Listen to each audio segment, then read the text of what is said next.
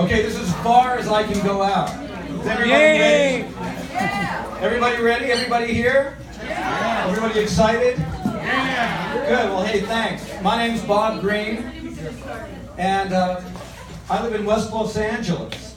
And it's really interesting coming over here because right away I knew I wasn't in West Los Angeles because across the street was Power Cycle, and here it's a laundromat.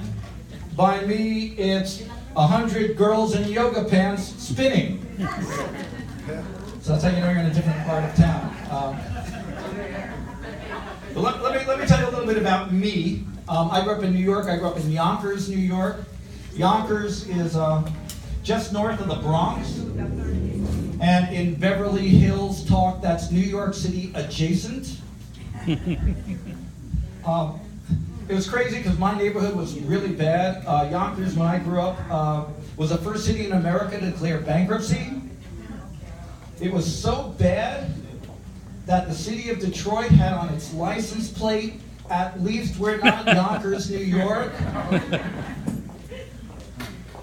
I went to public school, and my schools were full of crime and violence and drugs. What kind of school? I got an A in all three. And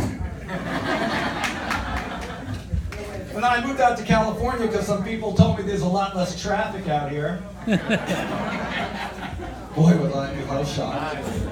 I was cool. I was married. I'm divorced now. I was married. And I really loved my ex-wife. In fact, before the wedding, I told her I loved her, and I gave her a yellow rose. And she told me she loved me, and she gave me a prenup on a yellow pad with little yellow sticky notes on it and little yellow highlighter on it. She was a contract attorney. And I learned a tough lesson. Never marry an attorney, right? Never. Anybody ever marry an attorney? Go out with an attorney before? Never marry an attorney because everything's a negotiation, right? Everything. Especially sex. Right? After 45 minutes of arguing, my penis would motion for an adjournment.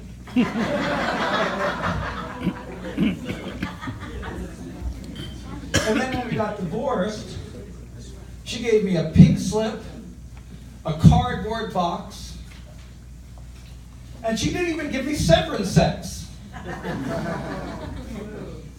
So that was tough. And then after my divorce, I went out with 5 attorneys in a row. I did. I went to my therapist, "What's wrong with me?" He said, "Bob, you're attracted to powerful women who know the law, and you tend to put them on a pedestal." And I thought, no wonder I had an erection at the Statue of Liberty.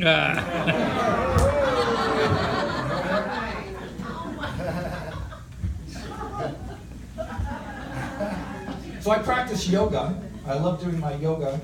But I hate when a guy gets a spot in front of me in yoga because I feel like I've gone from a porn shoot to a proctology exam.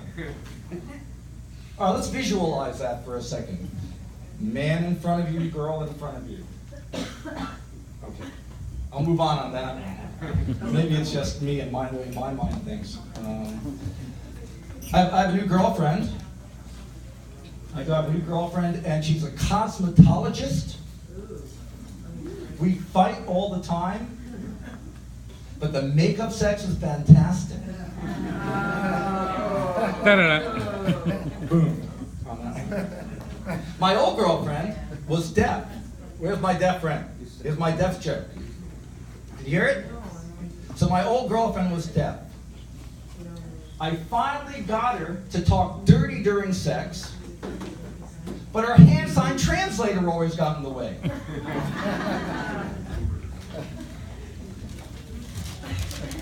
This is my black hole of jokes here. Okay. So I went to my doctor last week, and he diagnosed me with ADHD. Which is funny because when I was a kid, I was diagnosed as being just annoying. So I go to ADHD Anonymous meetings, and we like to call them Al-Anon, and on and on and on. It's where the sharing never stops, and no one stays on topic.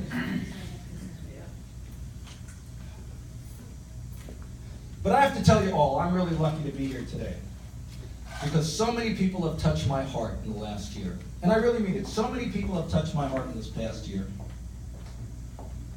And that's because I had open heart surgery.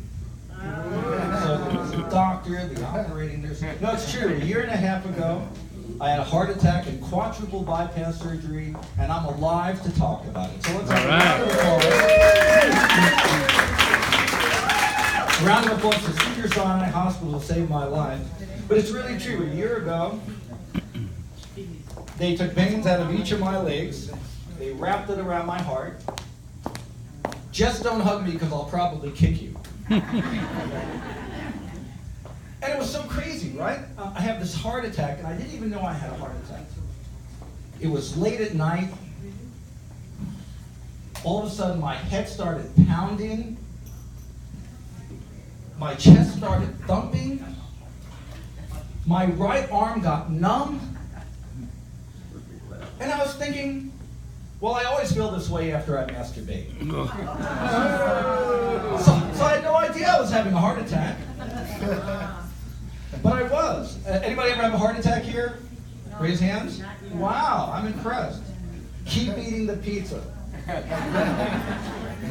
It's great. Let me tell you what a heart attack actually feels like for all of you who've never had a heart attack. Now, you remember the time you broke up with your very first girlfriend? Remember how that felt? Your very first girlfriend, remember how that felt? Can't remember that far back. I mean boyfriend, what did you say, girlfriend? A boyfriend, a girlfriend the very first time? Remember how that felt? Right? You gotta go with me on this. You gotta go with me. You remember how that felt? I made the extra in my mind. Yes. Yes, he remembered how it felt. Yes. The difference this time is you don't want to die.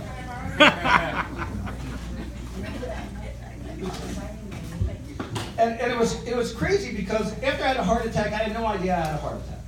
Because you really don't know, what the signs of the heart attack are. I mean, I didn't know I was having a heart attack. And I think there's several reasons why so many people die of heart attacks. And a lot of it's just education, and we're not taught about the signs of heart attack. And my theory about that is a fewfold. Number one, when you die of a heart attack, they say you've died of natural causes. Right? It's like a death that's good for you.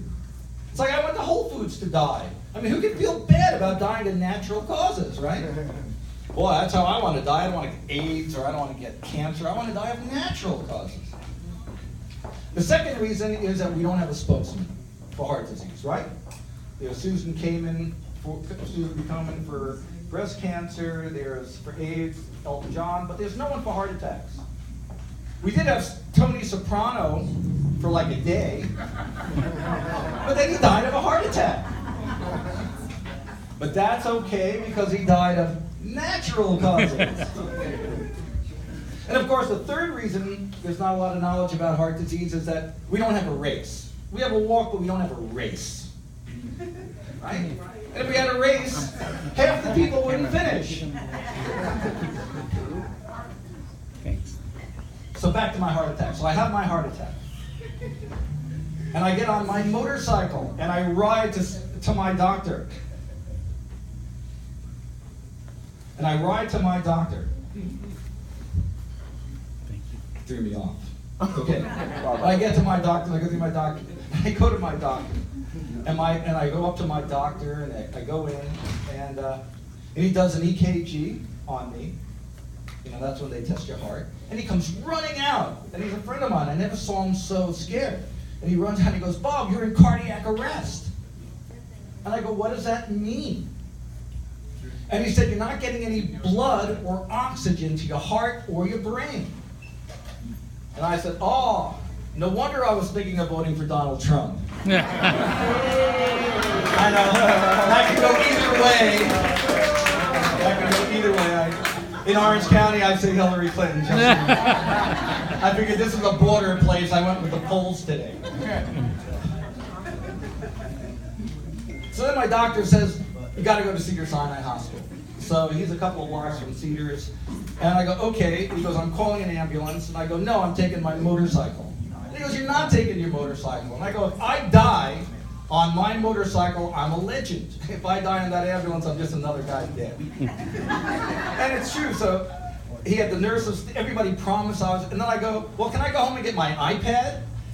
Now it's crazy, but this is why people die. I didn't feel bad. My doctor's freaking out, the nurses are freaking out. He shows me my EKG, I go, so what's wrong with it? And he goes, the line's supposed to go up, yours is flat. But I could walk and I could talk. I go, what am I walking and talking? How can I walk and talk if I'm having a heart attack and I'm in cardiac arrest? And he goes, Bob, you got 1 million little blood vessels in you that are keeping you alive, but get your butt over to Cedars-Sinai. So I ride my motorcycle to Cedars-Sinai. I pull up at the emergency entrance. I ask where to park. The parking attendant bursts out laughing and says he'd never seen a whole body on a motorcycle before at the emergency room. You were shocked, wow, a whole body in a motorcycle? It never happens. Usually little parts on a motorcycle get pulled off.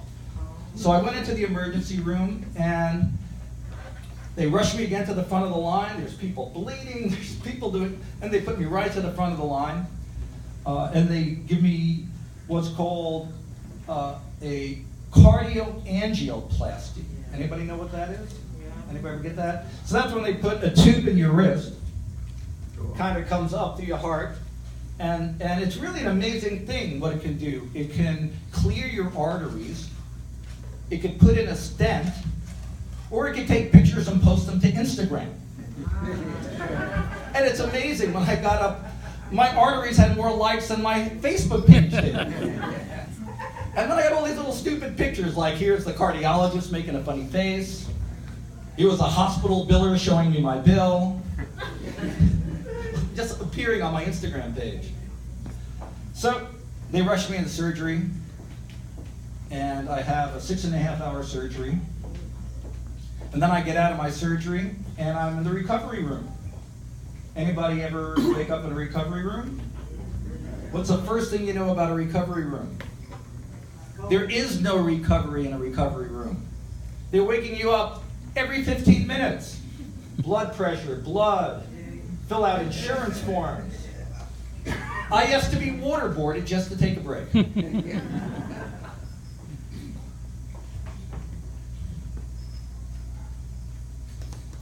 But I'm really grateful because I started feeling better, and I knew I started feeling better when I got to the place